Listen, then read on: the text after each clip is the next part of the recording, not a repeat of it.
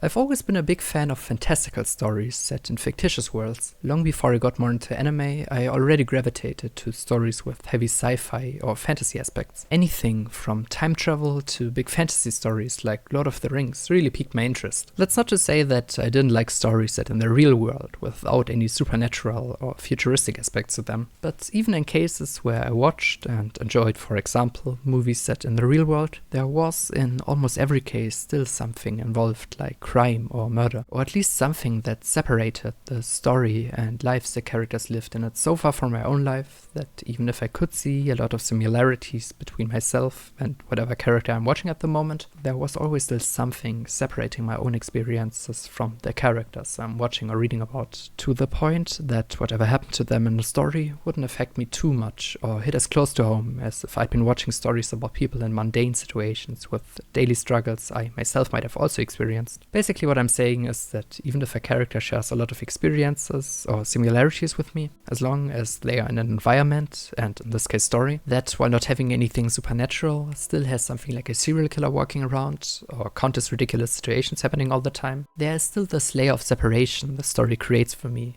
that, while not having any influence on my enjoyment, does make the story leave a different kind of impact on me compared with characters I can truly relate to. I know I'm terrible at explaining my thoughts sometimes. All I'm saying is just that if I take some anime for an example, there could be a really relatable character that shares a lot of my opinions or experiences, as long as they are in a story like Monster or Grand Blue, for example, both absolutely awesome for completely different reasons. There will be this layer of separation between the character and myself, caused by them being in some situations that most people won't probably ever be in, that makes whatever they experience not affect me as much personally. I mean, in cases with Monster, that's something good. I hope most people won't ever be in a situation with someone like Johan around, but also with something like Grand Blue or Love is War to a lesser extent. Even if a character is really relatable in one of these stories, just the fact that most people probably won't ever be in nearly as ridiculous situations as the characters in these stories a lot of the time makes me watch or read them with a different mindset than if I could see myself existing in that world, even if that particular situation is something I could relate to.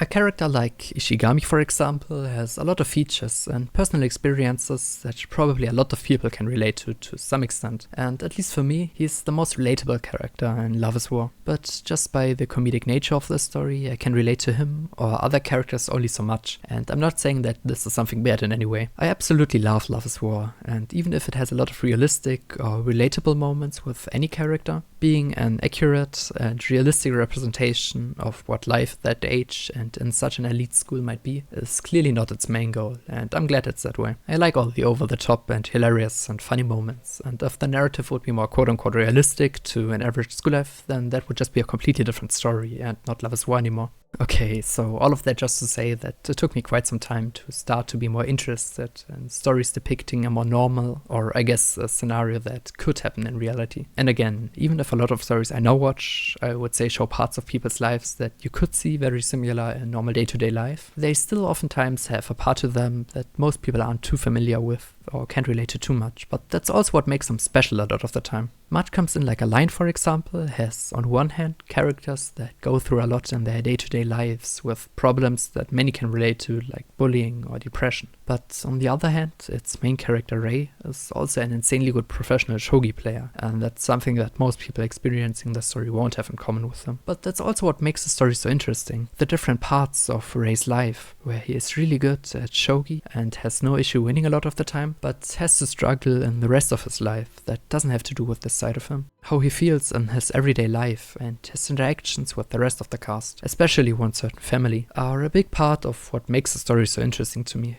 And even if there are parts of the story that I of course have no experience with, I'm certainly no shogi prodigy, I catch myself a lot of the time being really invested in the story because either I or someone I know has been in a similar situation to what the people in this show are going through, and that makes these moments feel just that little bit more real to me on a personal level. Of course, you don't have to have anything in common with any character in Much Comes In Like a Lion to still be able to enjoy the story, but I think it makes it easier to get into it if you happen to have a similar experience or maybe know someone that does. I think it's the same with something like Clannad, and especially After Story, where even if you don't have to go through everything these characters have to, and I wish everyone they don't, there will still be some parts you probably can relate to, some more than others, but that can ultimately make that story even more special than if you had nothing in common with any character. Not to get too personal here, but I have some experiences similar to some of the characters, and I think that's a part of why I remember the story and its characters so vividly. I know I'm not saying anything new with this, but if a story feels more grounded in reality, even if there may be some ridiculous or slight supernatural parts to it, it can help to connect to the person experiencing it on a more personal level. And if that's something you like, and you not only watch or read stories for escapism, which can also be absolutely fun and memorable, then the stories that I mentioned,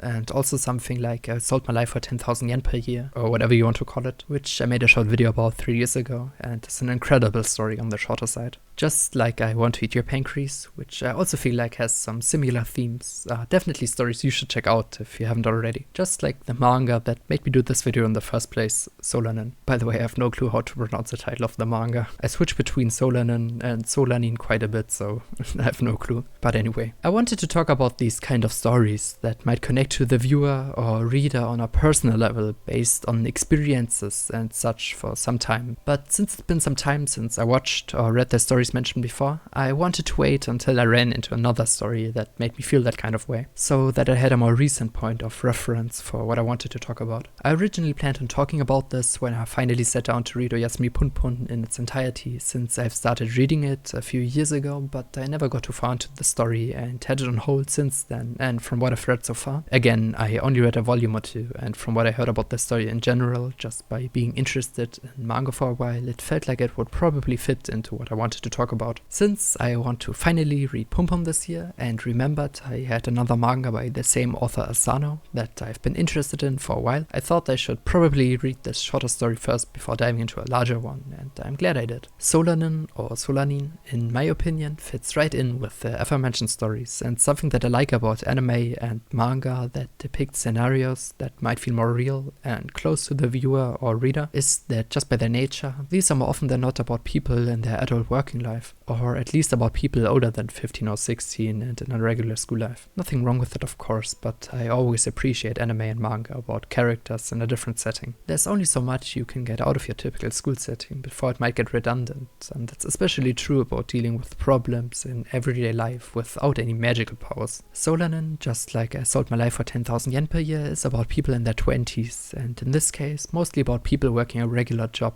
trying to get by and finding a purpose in life. Again, while the story won't depict a specific scenario everyone reading it is familiar with, its themes like, for example, not going into specific spoilers, finding out what you actually want to do with your life, and if you're happy with your current one, and if not, is a drastic change that might endanger your livelihood, but could potentially make your life interesting again and worth living for yourself. Really worth it if it means putting what security you achieved so far on the line. I think what's also special about these stories compared to anime and manga set in school is that the problems these characters face aren't mostly exclusive to that age or part of someone's life really. Sure, someone in their 20s who just recently moved out is generally speaking more likely to be confronted with what they should do to gain enough money for rent and how they should live, but as cliché as it might sound, finding out what you want to do with your life and what you are willing to risk for a chance at a more fulfilling life, especially when it comes to your financial stability, is something I think most people, whether they are in their 20s or 50s, can relate to at some level. Again, no big spoilers, but another thing where I think Solanin and also some of the stories I mentioned before, like Clannad After Story, work so well for me is that while the characters can be nice, friendly, and likable people, especially the main characters in these stories can oftentimes be really rude or just completely selfish without paying attention to what harm they do to the people around them. And that's what makes them so compelling a lot of the time.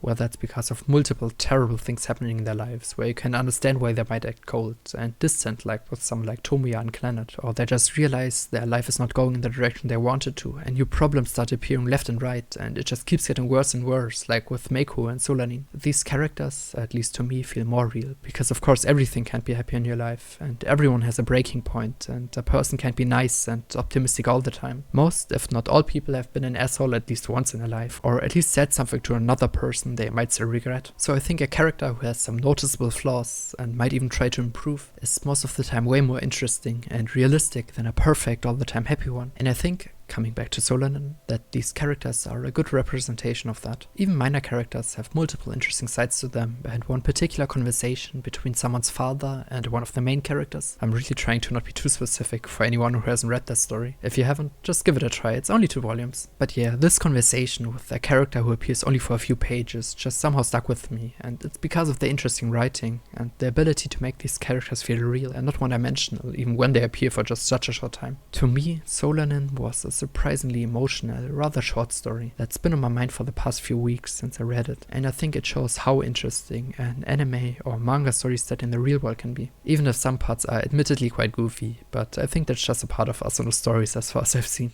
Anyway, I wish you a great rest of the day, and bye.